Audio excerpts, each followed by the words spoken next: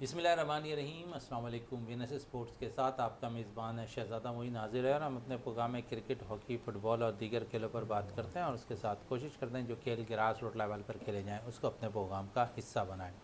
ख़ासकर अगर हम बात करेंगे, क्योंकि अपने शो के अंदर कोशिश होती है कि नौजवान खिलाड़ियों के हवाले से बात करें जो परफॉर्म करते दिखाई दे रहे हैं, चाहे वो कोई भी खेल हो। अगर हम इस वक्त बहुत ज़्यादा डिस्कस करते हैं क्रिकेट के ऊपर, तो क्रिकेट पे जब हमने यहाँ पर अपने प्रोग्राम में बहुत से ऐसे प्लेयर्स के हवाले से बात की जिनके लिए आवाज़ें उठाई कि उन्हें मौका फराहम करना चाहिए, ये कुछ रहा।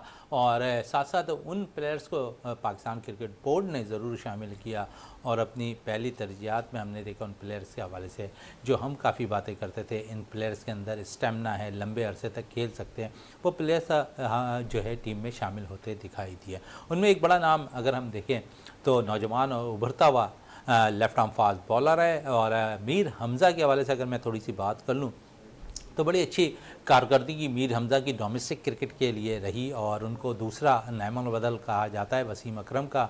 और क्या कुछ इतना जल्दी किसी प्लेयर्स को इतना बड़ा नाम दे देना चाहिए, इस लक़ब से पुकार लेना चाहिए, क्या ये सही है या गलत, ये तो मैं अपने शो में आगे चलकर ज़रूर बात करेंगे। लेकिन खेलों में बहुत कुछ हो रहा है।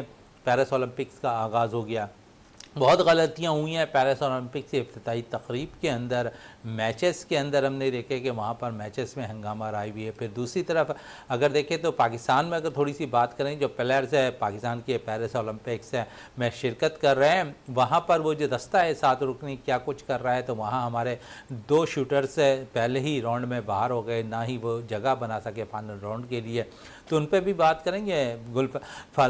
गुलफराम और साथ साथ बात करेंगे जिस तरह नौजवान खिलाड़ियों की बात कर रहे थे हम अपने शो के अंदर, तो उन नौजवान खिलाड़ियों ने क्या कुछ किया है पाकिस्तान शाहीन की जानिब से, उस पर भी बात करेंगे।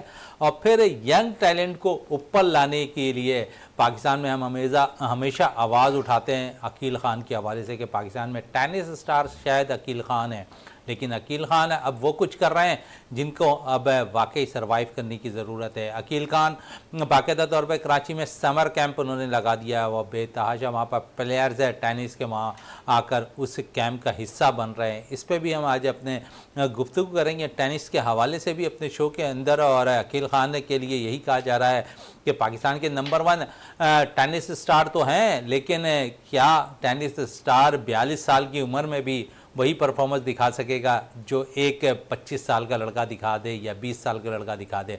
इस पर भी बात हम आज का आगाज़ शो का इसी से करते हैं। जावेद इकबाल भट्टी साहब हमारे साथ स्टूडियो में मौजूद है। जावेद साहब, बहुत कुछ अगर हम बात करते हैं अपने शो के अंदर खिलाड़ियों के हवाले से, क्रिकेट, हॉकी और पेरिस ओलंपिक्स पे तो हम बात करेंगे अपने शो के अंदर, लेकिन हम टेनिस के हवाले से थोड़ी सी बात कर लें। बड़े इवेंट्स अगर हम देखें तो कराची के अंदर कराची टेनिस एसोसिएशन के जो सदर हैं वो बाकायदा तौर पर बहुत ज़्यादा इवेंट करवाते हैं। और लेकिन जो काम करने की ज़रूरत है हमें ग्रास रूट लेवल पर, हमेशा अकील ख़ान पे हम आवाज़ें उठाते कि 42 साल का प्लेयर पाकिस्तान के लिए कब तक नंबर 1 प्लेयर रहेगा, क्या दूसरा प्लेयर क्यों नहीं आ सका है अकील ख़ान के बाद। तो शायद अकील ख़ान ने वो तो नहीं सोचा फेडरेशन ने, लेकिन अकील ख़ान ने ज़रूर सोच लिया। अकील ख़ान ने बाकायदा उनकी सरपरस्ती करते हुए कराची के अंदर एक समर कैंप लगाया जहाँ पे तहाशा नौजवान प्लेयर्स टेनिस के उस ग्राउंड पर आकर उनसे सीख रहे हैं। बहुत शुक्रिया मोइन भाई, जिस तरीके से आपने अकील ख़ान का नाम लिया, हमारा स्टार है टेनिस का।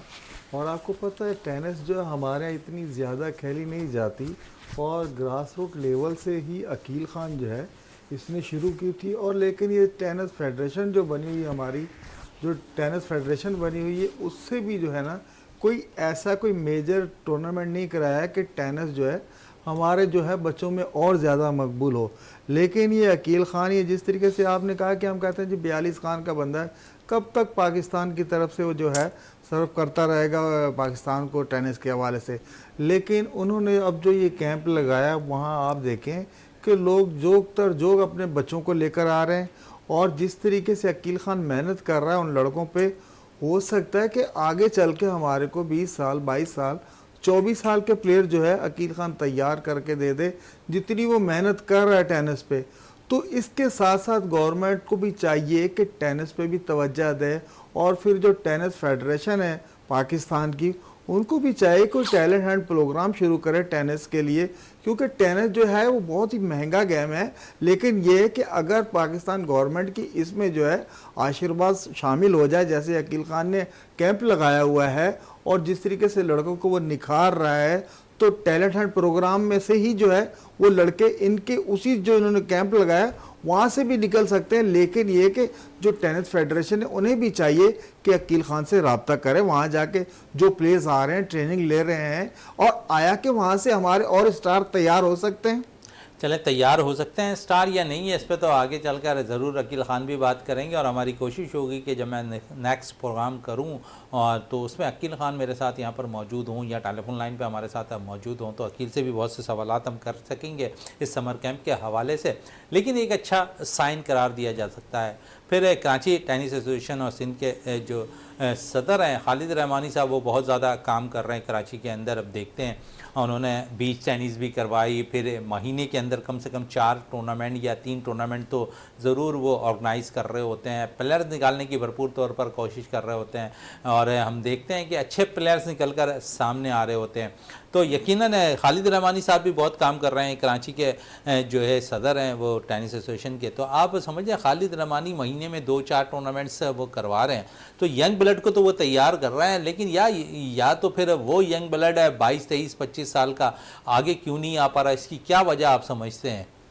जी मोइन भाई, अगर देखें, अगर टेनिस का जहन में आता है ना, तो हम कराची में रहते हैं तो सबसे पहले खालिद रहमानी जहन में आते हैं, क्योंकि वही है, उन्हीं की कोई आउटपुट नज़र आ रही होती। वो मुख्तलिफ जगहों में मुख्तलिफ स्कूल्स में देख लें, अभी हाल ही में व्हील चेयर टेनिस शुरू करा दी। तो खालिद रहमानी का बहुत बड़ा किरदार है टेनिस के हवाले से। लेकिन आया कि खालिद रहमानी साहब जो हैं, जो लड़के तैयार कर रहे हैं, हम और आप दोनों भी गए थे एक टूर्नामेंट में, वहाँ छोटे बच्चे से लेकर 22 साल तक के, 18 साल तक के बच्चे जो है ट्रेनिंग कर रहे थे। लेकिन ये कि जब वो तैयार हो जाते हैं उसके बाद हमें सर्किट में नजर नहीं आते, टेनिस के सर्किट में नजर नहीं आते। जब सर्किट में नजर नहीं आएंगे तो अकील खान जैसा प्लेयर कहाँ बनेगा? तो वही है ना, ये खालिद रहमानी साहब जितनी मेहनत कर रहे हैं टेनिस पे, तो जब वो बच्चे तैयार होते तो उनको चाहिए कि कम से कम उन्हें कोई ऐसे टूर्नामेंट ऑर्गेनाइज करा कर दें जिसमें वो बच्चे नजर आए। अगर टेनिस सर्किट में वो नजर नहीं आ रहे तो इसका मतलब है आप तो मेहनत कर रहे हैं, आप बिल्कुल सच्ची लगन और दिल के साथ मेहनत कर रहे हैं बच्चों पे। इवन कि आपने जो माजूर थे, स्पेशल बच्चे थे, उनका भी टूर्नामेंट करवा दिया।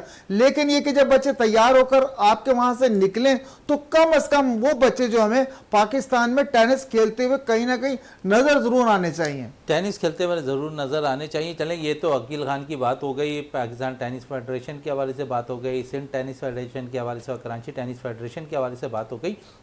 लेकिन क्या हमारी ज़रूरियात में शामिल नहीं है कि टेनिस है जो वो खेल जिसमें अगर इसामुल हक अच्छी कारकर्दगी दिखाते हैं तो अकील खान भी उनके पार्टनर के तौर पर उनका साथ दे रहे होते हैं, लेकिन उसके बाद एक लंबा गैप है। इस गैप को आप कहाँ तक सेट कर पाएंगे, इस गैप को कहाँ तक आप ऊपर लेकर जाएंगे, इस गैप को ख़वातीन के प्लेयर्स कहाँ से निकाल कर लेकर आएंगे आप? हम देखते हैं कि अब ख़वातीन प्लेयर्स भी बहुत कम होती दिखाई दे रही हैं टेनिस के अंदर। एक वक्त था कि ख़वातीन प्लेयर्स की एक भरमार नज़र आ रही थी टेनिस में और खालिद रहमानी साहब बहुत मेहनत कर रहे थे इसके लिए, लेकिन अब ख़वातीन प्लेयर्स की भी अब कमी नज़र आ रही है। इसमें क्या वजूहत हैं कि ख़वातीन प्लेयर्स भी अब कम हो गई हैं? माजी हम देखें तो काफ़ी ख़वातीन प्लेयर्स निकल कर सामने आई थी।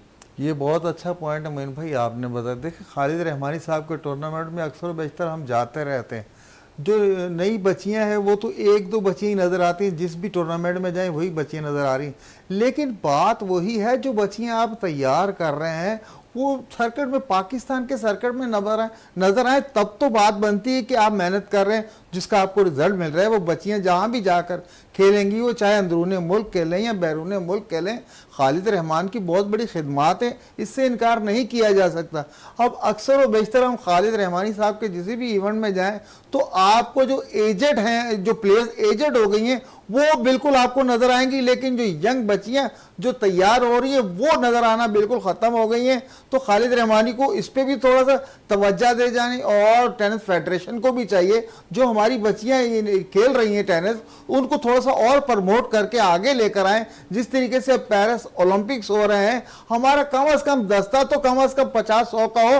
अरे भाई 24-25 करोड़ मुल्क पाकिस्तान जो है उसकी आवाम है 24-25 करोड़, उसमें से हमारे 7 सिर्फ प्लेयर गए और उसके साथ मेरे ख्याल 21-22 जो ऑफिशियल गए। भाई हमारा कम से कम 200-250 का तो दस्ता तो हो, जहाँ ओलंपिक्स में जाए हमारा नाम हो, वहां से एक मेडल लेना भी बहुत बड़ी बात होती है। लेकिन ये है कि हम किसी भी गेम में है जो अभी तक सीरियस नहीं हुए, पता नहीं हम कब सीरियस होंगे इन गेमों के बारे में। अरे भाई असल जो है ना खेल होता है, खेलों में अगर आप सिंसियर हो जाएं, अपनी कौम को तैयार करें, आपके ग्राउंड आबाद करें। और ये हॉस्पिटल जो है देखें, अगर हॉस्पिटल में किसी भी चले जाएं कोई बेड आपको खाली नहीं मिलेगा। आप पार्कों में जाएं, ग्राउंड्स में जाएं, आपको वीरान नजर आएंगे।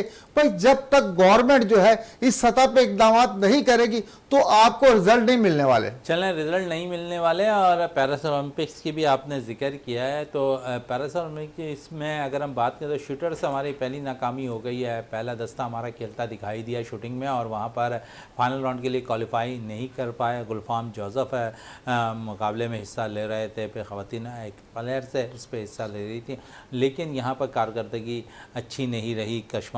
कशमाला तलत है पाकिस्तान की नुमाइंदगी कर रही थी, 10 मिलीमीटर पर ये बाकायदा शूटिंग थी, लेकिन इसमें पाकिस्तानी प्लेयर्स नाकाम हुए इस शूटिंग्स में। लेकिन दूसरी तरफ अगर हम देखें तो पेरिस ओलंपिक्स में पहला गोल्ड मेडल चीन ने हासिल कर लिया है। ये खुशाइन चीज़ है कि हमारा पड़ोसी मुल्क के चीन ने भी टाइटल के लिए इफ्तिताह कर दिया है और टाइटल उन्होंने अपने नाम कर लिया है पहला। तो एक अच्छा साइन है कि पड़ोसी मुल्क के हवाले से भी हम थोड़ी सी बात करेंगे जावेद इकबाल भट्टी से कि उनका दस्ता बड़ा क्यों है और क्या वजह है कि वो अपने ग्रास रूट लेवल से कितना काम कर रहे हैं। क्या हम लोग इस पे तवज्जो क्यों नहीं दे रहे हैं। हमारे जो दस्ता है वो कम से कम होता जा रहा है, हालांकि हर 4 साल के बाद जो है ओलंपिक्स के इवेंट्स होते हैं। जावेद साहब, हर 4 साल के बाद एक इवेंट मुनक्किद होता है, इस पर दस्ता बढ़ना चाहिए, लेकिन हमारे मुल्क का लम्या है कि इस पर दस्ता मज़ीद कम होता जा रहा है, जबकि दीगर हमारे जो पड़ोसी, हम आगे दूर नहीं जाते, हम अपने पड़ोसी मुल्क को देख लें तो उनका दस्ता जो है बतरीज हम देख रहे हैं कि इजाफा होता जा रहा है मुख्तलिफ खेलों के अंदर, लेकिन आज हम वहीं के वहीं हैं, हमारा दस्ता मजीद कम से कम होता जा रहा है। बिल्कुल मोइन भाई, ये बड़ी जो ना ये इस पे आके ना बिल्कुल बंदे जज्बाती होने को जी करता है बंदे का। और बड़ी शेमफुल सी बात है कि इतना बड़ा मुल्क और हमारे साथ जो है बंदे जो है वहाँ ओलंपिक्स में हिस्सा लेने जा रहे, उनके साथ भी हमने एक फ़ौज भेजी है, तकरीबन 22 रुकनी दस्ता बन जाता है, 22 रुकनी 7 प्लेयर्स के साथ। तो और हमारे ममालिक बराबर में देख लें, हमारे पड़ोसी हैं उनके दस्ते बढ़ने, देखिए बजाय बढ़ने के हमने एक नया रिवर्स गियर लगाया हुआ है, हम सुकड़ रहे हैं। ये क्यों हो रहा है, इसकी क्या वजह है, ये सारी गवर्नमेंट को तलाश करनी चाहिए। हमारे बराबर देखिए चाइना ने आज पहला तमगा जीत लिया है और चाइना है इस जो ओलंपिक्स में, जो आपको पता अमेरिका हो गया, जर्मनी हो गया, फ्रांस हो गया, रशिया हो गया, इन सबको टफ टाइम अगर देगा तो वो चाइना है। चाइना ने इब्तिदा कर दिए, लेकिन हम तो तरस गए हैं। कभी कोई बॉक्सिंग में हमारा कोई एक आध तमगा आ जाता था, उसके बाद हमने उसमें भी बिल्कुल पीछे रह गए। पहले स्क्वैश होती थी तो हमें पता था ये तमगे तो हमारे ही हैं, हॉकी होती थी तो ये तमगे हमारे हैं, लेकिन अब वो चूज़ नहीं है। जब तक आप सिंसियर नहीं होंगे खेलों के साथ, और जो हमारे सीनियर्स प्लेयर हैं, मैं तो समझता हूं कि जब हमने सारे, जैसे हॉकी हो गई, स्क्वैश हो गया, इन चीज़ों में जब हम जो है सारे इवेंट जीत जाते हैं ना, जितने भी टाइटल होते हैं हम जीत जाते हैं, और उसके बाद जो है हम फिर जो है उस पर तवज्जो देना छोड़ देते हैं। हम समझते हैं कि हमने तो हर साल जीतना है। मैं ज़्यादा जिम्मेदार उन्हीं को ठहराता हूँ जिस गेम में हमने ज़्यादा जीता है, उसके बाद हमने उस पर तवज्जो देना छोड़ दी, और जो आगे आपको रन कर रहा होता है वो समझता है कि ये मेरी जागीर है, अब इसी तरह ये चलती रहेगी, लेकिन वो पीछे किसी को नहीं मुड़कर देखता कि भाई आप में ये खामियां रह गई हैं, आप पीछे प्लेयर तैयार नहीं हो रहे, कल को आपकी जगह कौन लेगा।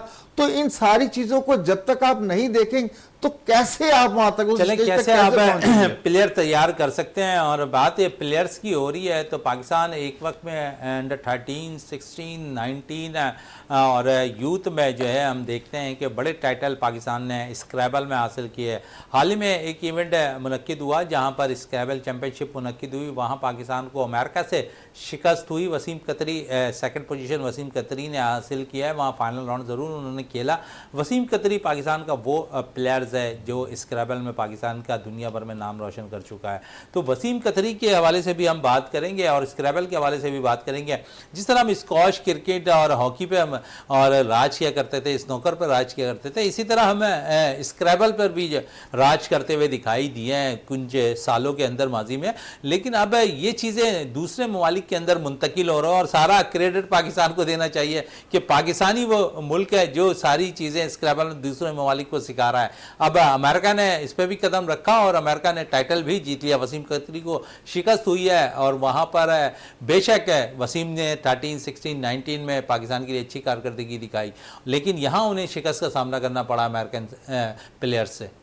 मोइन भाई देखें, ये जो गेम है इसकी जो मदर है वो पाकिस्तान था। हमने जो है इसमें बहुत से मुल्क के प्लेयर जो हमारे यहाँ आकर सीख कर गए हैं और फिर हमारा ये वसीम खतरी लड़का जब से आया था इसने बहुत अच्छा गेम खेला है, आगे चला गया, अमेरिका के साथ फाइनल में जाकर आ रहा है। लेकिन बात वही हो जाती जब इनफरादी सतह पे वसीम खतरी जो है वो इनफरादी सतह पे अपने ज़राए इस्तेमाल करके यहाँ तक पहुँचा।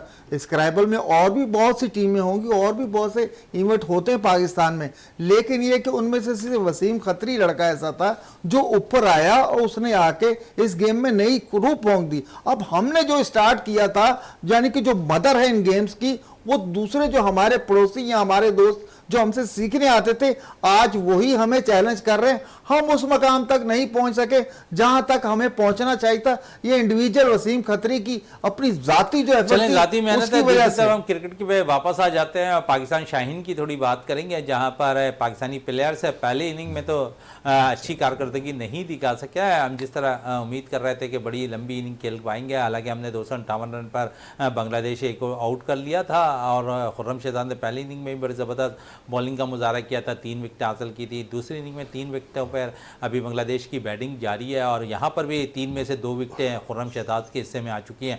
जैसा क्या कहेंगे, जहाँ पर बैटिंग की कारकर्दगी अगर देखें तो थोड़ी सी मायूस रही है पाकिस्तान की दूसरी बांग्लादेश के दूसरे 4 रोज़ा मैच के अंदर, लेकिन यहाँ दूसरी जानिब अगर हम देखें तो बड़ा ज़बरदस्त कारकर्दगी पाकिस्तान के फास्ट बॉलर खुर्रम शहजाद देते हुए दिखाई दे रहे हैं। और जहाँ इंजरी का शिकार नज़र आए हैं, यहाँ पर आमिर जमाल और शाहनवाज दानी को इंजरी का शिकार हुआ है, तो उम्मीद है कि यहाँ पर चांस मिलता हुआ दिखाई देगा खुर्रम शहजाद को एक दफ़ा फिर, जहाँ ऑस्ट्रेलिया में भी उन्होंने अच्छी कारकर्दगी दिखाई थी।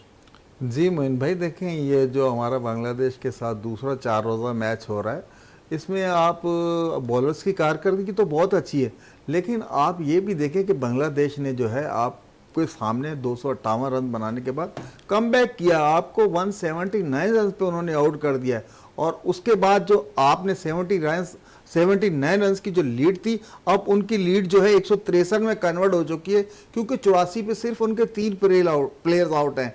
लेकिन लगता ये है कि अगर पाकिस्तान के जिस तरीके से आपने फास्ट बॉलर्स की बात की, खुर्रम शहजाद नो डाउट बहुत ज़बरदस्त बॉलिंग है, बहुत अच्छी बॉल करा रहा है, आउट स्विंग इन स्विंग बहुत अच्छी करा रहा है, लेकिन ऑस्ट्रेलिया में भी बहुत अच्छी बॉलिंग करा है। लेकिन अब इसका मैन जो आप इस मैच में देखेंगे नए लड़कों का, शाहनवाज दानी इंजर्ड हो गया, आमिर जमाल इंजर्ड है, और फिर आपने अब हुरैरा जो है उसको भी आपने जो है रेस्ट दे दिया, हुरैरा को रेस्ट दे दिया। अब कामरान गुलाम ने भी पिछले मैच में 100 किए थे, लेकिन स्कोर नहीं बना, आपके प्लेयर से स्कोर नहीं बना। अब ज़्यादा जिम्मेदारी आती है बॉलर्स पर। अगर बॉलर्स जो है बांग्लादेश को 200-250 के अंदर अंदर आउट कर लेते हैं तो पाकिस्तान जो है जाएगा खेलने ऊपर के जीत के लिए। लेकिन ये जो है 4 रोज़ा मैच हो सकता है कि अब पाकिस्तान की कोशिश होगी कि ड्रॉ की तरफ चला जाए, क्योंकि हम वैसे ही एक मैच तो जीते हुए हैं, लेकिन नो डाउट बांग्लादेश ने बहुत पलटकर जो है हम पे जो वार किया है वो भी उस पर कामयाब, उनके बच्चों में भी बहुत पोटेंशियल है, लेकिन हमारे जो बॉलर हैं और मेहरान मुमताज़ तक तो है नहीं। अब ये ज़्यादातर खुर्रम शहजाद पे जिम्मेदारी आ रही है, काशिफ हो गया, अगर ये कमबैक कर लेते हैं, अगर छोटे स्कोर पे आउट कर लेते, क्योंकि 163 रन तो आपको बांग्लादेश ने लीड ले ली है। अगर 2-250 के अंदर आउट कर लेते हैं उनको तो मैच दिलचस्प होगा, नहीं तो ये ड्रॉ की तरफ चला जाएगा। चलेंगे, मैच ड्रॉ की तरफ चला जाएगा आप कह रहे हैं। चलें, 2-4 रोज़ा मैच है, एक फ़ायदा तो हुआ पाकिस्तान के नौजवान प्लेयर्स के लिए, मौका अच्छा रहा है कि उन्होंने परफॉर्म किया है। जैसे कौन से 2 प्लेयर्स ऐसे समझते हैं, एक साथ तो अब मौका तमाम ही प्लेयर्स को देने में कामयाब नहीं हो पाएंगे, आप समझते हैं कि बांग्लादेश के खिलाफ 2-4 प्लेयर्स ऐसे हैं जिन्हें लाइनअप पर रखा जाए, उन्हें तकरीबन 7 पाकिस्तान ने टेस्ट मैच खेलने हैं, पहले बांग्लादेश के ख़िलाफ़ खेलना है, फिर उसके बाद इंग्लैंड के ख़िलाफ़ खेलना है, फिर वेस्ट इंडीज़ के ख़िलाफ़ खेलना है। पाइपलाइन में आपके पास 2-3 बैटर्स हों, 4-5 आपके पास फास्ट बॉलर हों, 2-3 स्पिनर्स हों, तो ये तो पाकिस्तान शाहीन से आपको मिल जाएंगे। आप किन प्लेयर्स को समझते हैं कि मौका मिलना चाहिए इस सीरीज़ के अंदर जो बांग्लादेश, इंग्लैंड या वेस्ट इंडीज़ के ख़िलाफ़ हो रहा है? जी मोइन भाई, जिस तरीके से आपने बताया कि हमारे 7 टेस्ट मैच आने वाले जो हैं, और आपको पता है कि टेस्ट चैंपियनशिप के उसमें पॉइंट भी हैं, आपको उन पॉइंट को भी मद्देनज़र रखते हुए टीम सेलेक्ट करनी है। और फिर नए लड़के अगर आपको जो इन करने हैं नेशनल टीम में, उनमें पहला अगर सर फहरस्त नाम होगा तो वो हुरैरा का होगा। अगर हुरैरा के बाद कोई आता है तो साहबजादा फरहान है, कामरान गुलाम है। ये 3 लड़के अगर बैट्समैन आपने उठाने होंगे तो ये 3 लड़के बिल्कुल डिजर्व करते हैं, ये आएंगे। अब बॉलिंग का प्रॉब्लम आपके पास है नहीं, आपके पास खुर्रम शहजाद हो गया, समीर गुल हो गया, आपके पास शाहनवाज दानी तो खैर इंजर्ड हो सकता है, वो भी रिकवर कर लें। हसन अली का भी हम नाम सुन रहे हैं, आमिर जमाल का भी नाम सुन रहे हैं, शहनशाह अफरीदी है। ये बॉलिंग, फास्ट बॉलिंग के शोबे में तो माशाल्लाह हमारी ज़मीन जरखेज़ है, हमारे पास है। लेकिन ये है कि हम चांस किस बॉलर को देते हैं, असल मसला ये सामने आ रहा है। क्योंकि आपको बिल्कुल लंबी क्रिकेट खेलनी है, आपको लंबे स्पेल करने वाले बॉलर दरकार होंगे। उनमें से आपको अब जो है अब्बास पे भी नजरें करम करनी चाहिए। अब्बास जो है इंग्लिश काउंटियों में विकेटें ले रहा है, और फिर उसके बाद आपको पता है कि अब्बास जो आगे से स्विंग करता है और फिर वो लंबे स्पेल करने का वाहिद बॉलर मुझे जो टेस्ट क्रिकेट में नजर आ रहा है, अब्बास हो गया, वो नजर आ रहा है, आमिर जमाल हो गया, खुर्रम शहजाद हो गया, क्योंकि शाहीन अफरीदी हो गया या हसन अली हो गए, इनको हमने देखा लंबे स्पेल में कभी भी इनकी कोई ऐसी खास बॉलिंग नहीं देखी। तो ये 2 से 3 प्लेयर ऐसे हैं, तो हुरैरा हो गया, साहबजादा फरहान हो गया और कामरान गुलाम, ये 3 तो मोइन भाई मुझे लग रहा है सिलेक्ट हो जाएंगे। चले 3 प्लेयर सेलेक्ट होते हुए दिखाई देंगे। लेकिन थोड़ी सी इंजरी पे बात करें, शाहनवाज दवानी के लिए एक अच्छा मौका था, अच्छी कारकर्दगी भी दिखाई पहले 4 रोज़ा मैच के अंदर उन्हें, लेकिन कमर की इंजरी हो गई। और साथ साथ क्योंकि अगर देखें तो बड़ा अच्छा साइन रह रहा था, अच्छी परफॉर्मेंस के बाद उन्हें चांसेस मिलते हुए दिखाई दे रहे थे बांग्लादेश के खिलाफ टेस्ट सीरीज़ के अंदर, जो ज़राए बता रहे थे। लेकिन दूसरी तरफ पाकिस्तान के लिए ऑस्ट्रेलिया में उम्दा कारकर्दगी दिखाने वाले ऑलराउंडर आमिर जमाल अनफिट हो गए हैं। अब 2 ऐसे फास्ट बॉलर पाकिस्तान के पास हो गए जो इंजरी का शिकार है। ऐसे में पाकिस्तानी टीम है, जिस तरह जावेद साहब बात कर रहे हैं कि मोहम्मद अब्बास पर भी नजर करम करनी चाहिए, मुसलसल अच्छा परफॉर्म कर रहे हैं काउंटी क्रिकेट के अंदर, और हमेशा पाकिस्तान की नुमाइंदगी जब भी की है पाकिस्तान के लिए अच्छी परफॉर्मेंस दी है, पाकिस्तान को मैचेस जिताने में बड़ा अहम रोल अदा किया उन्होंने। तो अब्बास पे तो उन्होंने बातें कर ली हैं जावेद साहब ने। थोड़ा सा मैं आमिर जमाल के हवाले से बात कर लें, अगर आमिर जमाल फिट नहीं होते तो पाकिस्तान के लिए टेस्ट मैच के अंदर के अच्छे ऑलराउंडर्स की कमी जो है शायद पूरी होती हुई नजर ना आए। बिल्कुल मोइन भाई, देखिए टेस्ट मैच में जो परफॉर्मेंस आमिर जमाल ने ऑस्ट्रेलिया में दी थी एज ए फास्ट बॉलर, और फिर उसके बाद एक ऑलराउंडर के रूप में जो ऑस्ट्रेलिया में उन्होंने इनिंग्स खेली, वो एक यादगार इनिंग्स थी। और ऑस्ट्रेलिया के शायकीन जो है वो भी जो है आमिर जमाल की खुलकर तारीफ करने पर मजबूर हो गए। मैं ये समझता हूँ कि अगर आमिर जमाल फिट नहीं होता टेस्ट मैचेस तक, तो हमें जो वो बहुत जो उसका आमिर जमाल का जो कला है वो महसूस होगा, क्योंकि आपने कोई ऐसा ऑलराउंडर अब तैयार हमारे पास है नहीं जिसे आप उस नंबर पर खिला सकें। और शाहनवाज दानी वो भी अनफिट हो गया। तो बॉलिंग के शोबे में आपके पास तो चॉइस तो है, लेकिन ये कि जो आमिर जमाल बॉलिंग के साथ साथ बैटिंग भी करता है, उसकी कमी जो है आपको बांग्लादेश के खिलाफ टेस्ट मैचेस में महसूस होगी। लेकिन अल्लाह से दुआ है कि बहुत जल्द आमिर जमाल फिट होकर दोबारा नेशनल टीम में वापस आए। चलें, आमिर जमाल फिट होकर दोबारा नेशनल टीम में वापस आए। और थोड़ी सी फिटनेस पे बात हो रही है, फिर जो मुख्तलिफ जो लीग्स है, अब उसके लिए कोचेस भी पाकिस्तान के कह रहे हैं कि जो 2 लीग्स की इजाज़त है, NOC जो दी जा रही है वो बेहतर है, ताकि तीसरे एनओसी किसी भी प्लेयर्स को ना दी जाए, ये एक सवालिया निशान है। बड़े प्लेयर शायद इस पर राज़ी होते हुए दिखाई दे रहे नहीं हैं, लेकिन जो सेंट्रल कॉन्ट्रैक्ट है पाकिस्तान क्रिकेट बोर्ड ने साइन करवाया उस पर अब 2 लीग से कोई इजाज़त होती है, लेकिन उसके अलावा दीगर लीग्स आप नहीं खेल सकते। जावेद साहब, कितना फ़र्क पड़ेगा? अब तो सीनियर खिलाड़ी शायद बगावत पर उतर आएँ अगर उन्हें एनओसी जारी नहीं की जाएगी दीगर लीग्स की, क्योंकि उन्होंने तो, लेकिन दूसरी तरफ central contract Pakistani cricket board ने जो बनाया है उसमें सिर्फ 2 लीग की इजाज़त है। बिल्कुल, बहुत अच्छी बात है, सिर्फ 2 ही लीग की इजाज़त होनी चाहिए। लेकिन देखें, आप प्लेयर देखें जो हमारी टीम का असासा हैं। अब जिस तरीके से 4 प्लेयर्स को एनओसी नहीं मिली तो बहुत अच्छी बात है, क्योंकि आपने अपनी सर्विस प्रोवाइड करनी है पाकिस्तान को, क्योंकि आगे आपके जो है बिल्कुल मसरूफ़ शेड्यूल आ रहा है। जैसे बाबर, रिजवान, शाहीन और नसीम शाह हो गए, इनको अगर नहीं दिए एनओसी तो मैं समझ रहा हूँ कि बोर्ड का बहुत अच्छा इकदाम है, क्योंकि आपका जो सेंट्रल कॉन्ट्रैक्ट है उससे भी खासी रकम आपको मिलती है। तो लीग्स में सिर्फ बंदा किस लिए जाता है? सिर्फ पैसा कमाने के लिए तो जाता है। अभी गिलेस्पी ने भी कहा है कि मैं बिल्कुल बोर्ड के साथ खड़ा हूं, अगर बोर्ड ने इन प्लेयर्स को एनओसी नहीं दिया तो लीग से आपको जो पैसा मिलना है वो तो सेंट्रल कॉन्ट्रैक्ट से भी मिल रहा है। और गिलेस्पी ने यह भी कहा कि मैं इन्हें जो है अपना तजर्बा मुंतकिल करना चाह रहा हूं, और मैं कुछ ऐसी बातें भी जो कि प्लेयर सुनना नहीं चाहते, लेकिन मैं जो है, मेरा फर्ज है, मैं एज ए जो प्लेयर इनका कोच हूं, मैं तो अपना जितना तजर्बा है इन प्लेयर को प्रोवाइड करूंगा, इनमें मुंतकिल करूंगा। लेकिन ये लीग जो है, लीग ने आपको बड़े बड़े प्लेयर जो है बिल्कुल खराब भी हो रहे हैं प्लेयर। नाम तो होता है, आप एक अच्छी इनिंग्स खेलते हैं, एक अच्छा स्पेल करते हैं, लेकिन ये है कि अगर आप लीग से पैसा लेते हैं तो आपसे वो मेहनत भी वही मांगते हैं, रिजल्ट भी वही मांगते हैं। यहां आपके ऊपर अपने मुल्क में कोई ऐसी तलवार नहीं लटक रही, कभी आपने सेंट्रल कॉन्ट्रैक्ट में तो आपने अगर ये नहीं किया तो ये हो जाएगा, ये नहीं किया तो ये हो जाएगा। तो लेकिन मैं समझ रहा हूँ ये बोर्ड का बहुत अच्छा इकदाम है। ऐसे जो हमारे एसेट है क्रिकेट के, उन्हें जो है लीग में एनओसी ना देकर बहुत अच्छा फैसला है। चलें, लेकिन मेरा दूसरा सवाल ये था कि खिलाड़ी बगावत पर ना उतर आए जो सीनियर प्लेयर्स हैं। नहीं भाई, ऐसा मोइन भाई वो दिन लग गए कि ये बगावत में ऐसे सीनियर प्लेयर चले जाएं, नहीं ऐसा। चेयरमैन तो कह रहे हैं अभी भी टीम के अंदर ग्रुप बंदी है मौजूद।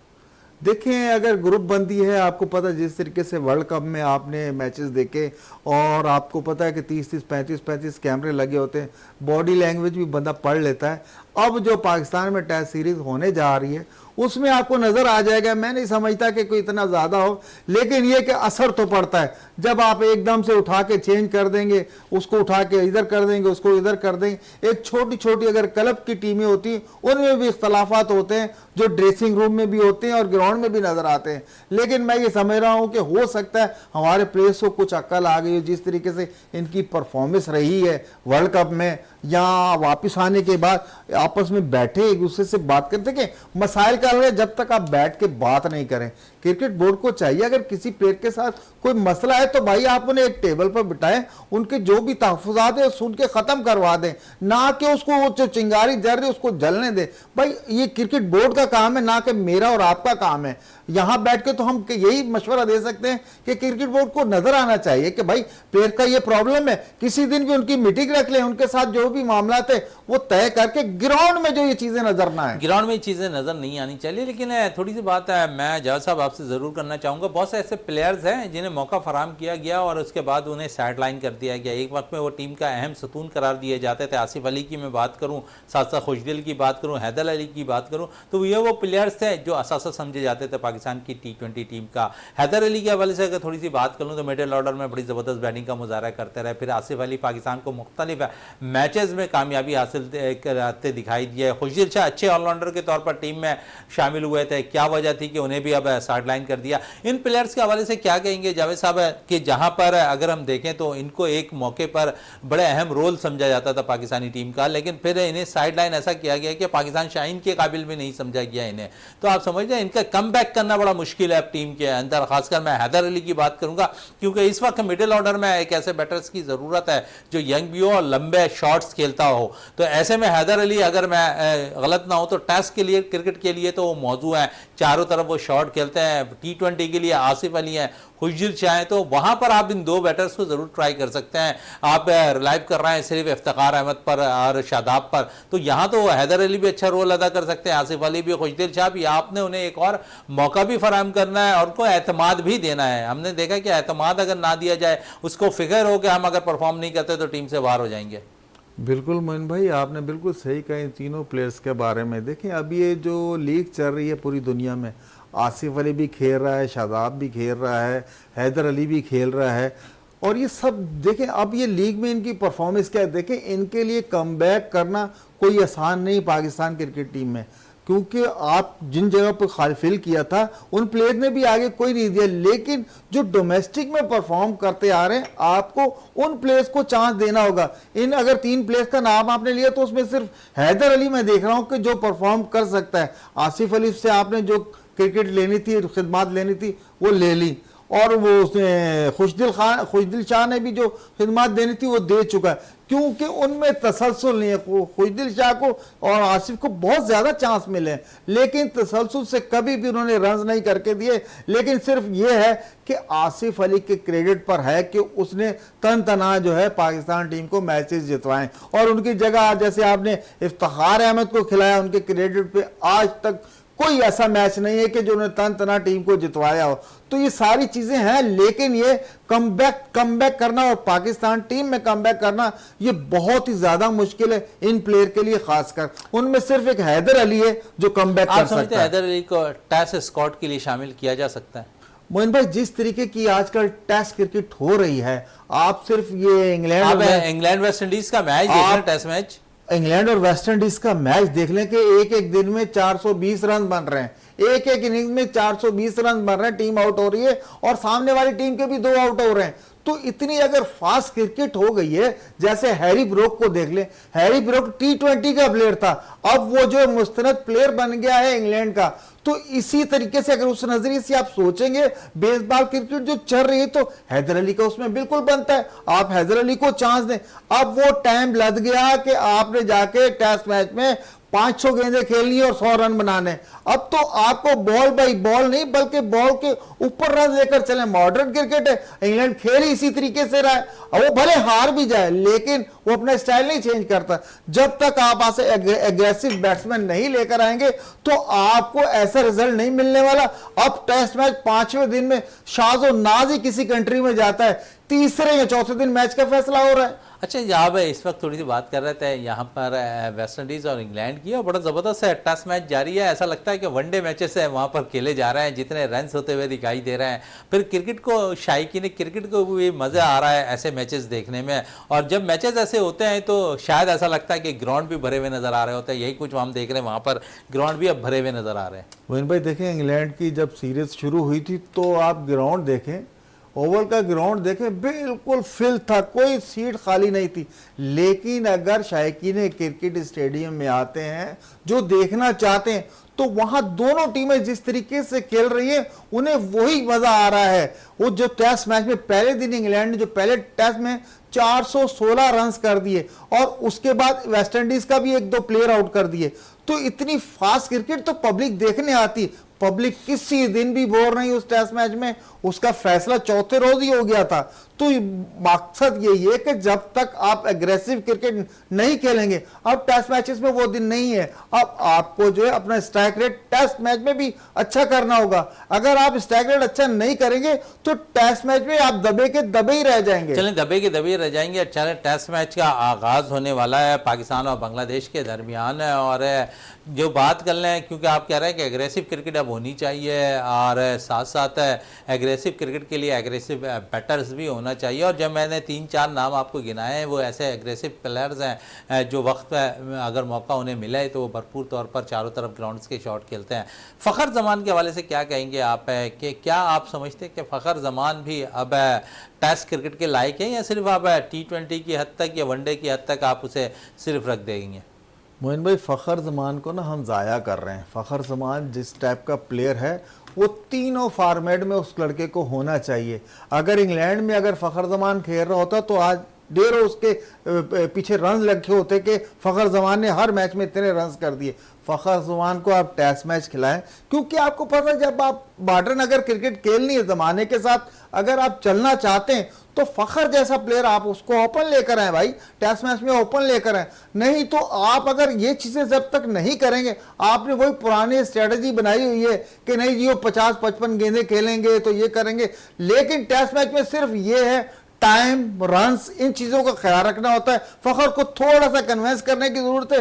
फ़खर से अच्छा बैट्समैन नहीं है पाकिस्तान के पास। अगर टेस्ट मैच उसे खिला दिया जाए तो उसमें भी वो रन्स के अंबार लगा सकता है। चलो रन्स के अंबार लगा सकता है, और ग्राउंड्स के अंदर टेस्ट मैच के अंदर कम से कम चारों जानिब शॉट करने वाले प्लेयर्स से चाहिए। और अब इससे ऑस्ट्रेलिया में हमने देखा कि साइम अय्यूब को मौका फराहम किया गया था, और अब ऐसा लगता है कि जब बांग्लादेश के खिलाफ सीरीज़ खेली जाएगी तो हो सकता है साइम अय्यूब टीम का हिस्सा ना हो। मोहम्मद हुरैरा ने अच्छी कारकर्दगी दिखा दी है, तो आप समझ रहे कि हुरैरा जगह ले सकते हैं साइम अय्यूब की, और फिर अब्दुल्ला शफीक के साथ वो इनिंग का आगाज़ करें। बिल्कुल मोइन भाई, जिस तरीके की परफॉर्मेंस रही है साइम की, तो मैं नहीं समझता और आप भी और थाइकिन भी ये नहीं समझते होंगे कि वो परफॉर्मेंस जो है दे सकता है। लेकिन यह कि जिस तरीके से बांग्लादेश का स्क्वाड आ रहा है, उसके बाद बिल्कुल बहुत क्वालिटी के स्पिनर्स भी हैं, फास्ट बॉलर भी हैं, तो वहाँ एक मैच्योर बैट्समैन चाहिए। आपको पता है कि हुरैरा जो ओपन भी करता है, वन डाउन भी करता है, इस टाइप का आपको बैट्समैन चाहिए। तो बिल्कुल मैं ये समझ रहा हूँ कि हुरैरा की जगह तो बन रही है, और साथ साथ साहबजादा फरहान, क्योंकि आपका मिडल आर्डर वो चाहे T20 हो चाहे वनडे में हो, आपका मिडल आर्डर काफ़ी अरसे से चल के नहीं दे रहा, टेस्ट में भी नहीं चल के दे रहा। हालिया ऑस्ट्रेलिया में जो सीरीज हुई थी आपका मिडल ऑर्डर बिल्कुल नहीं चल के दे रहा। तो मैं ये देख रहा हूँ कि हुरैरा और साहबजादा फरहान और कामरान गुलाम, इन 3 प्लेयर्स की तो पाकिस्तान टीम में गुंजाइश है। चलें, जावेद साहब कह रहे हैं कि 3 प्लेयर्स की गुंजाइश बनती दिखाई दे रही है पाकिस्तान बांग्लादेश सीरीज़ के अंदर। कामरान गुलाम ने मिडल ऑर्डर पर बड़ी अच्छी बैटिंग का मुजाहरा किया है। दूसरी इनिंग में भी पाकिस्तान की जानिब से 48 रन की बारी खेलने में कामयाब हुए हैं यहाँ पर पहली इनिंग की तरह। और अगर हम बात करें इससे 4 रोज़ा मैच में तो सेंचुरी भी स्कोर कर चुके हैं पहले 4 रोज़ा मैच के अंदर। और फिर साथ साथ जावेद साहब साहबजादा फरहान के हवाले से भी बात कर रहे हैं कि उन्हें भी मौका फराहम कर देना चाहिए। साहबजादा फरहान को भी, उन्होंने भी डोमेस्टिक क्रिकेट में अच्छी कारकर्दगी दिखाई। और फिर फ़खर जमान एक ऐसा प्लेयर है जिसको आजकल की जो तर्ज की क्रिकेट, चाहे वो टेस्ट मैच हो, वनडे मैच हो, T20, एक ही तर्ज के चारों तरफ शॉट्स खेलने वाले बैटर्स, फ़खर जमान के लिए एक मौका अगर उन्हें भी फराहम कर दिया जाए टेस्ट मैच जो तो लंबी बारी खेल सकते हैं। जावेद साहब कह रहा है इस वक्त प्रोग्राम में थोड़ा सा टाइम कम है, और जावेद इकबाल भट्टी का मैं शुक्रिया अदा करूँगा कि आज वो शो में हमारे साथ मौजूद थे। इसी साथ प्रोग्राम का अख्ताम करते हैं। पाकिस्तान जिंदाबाद।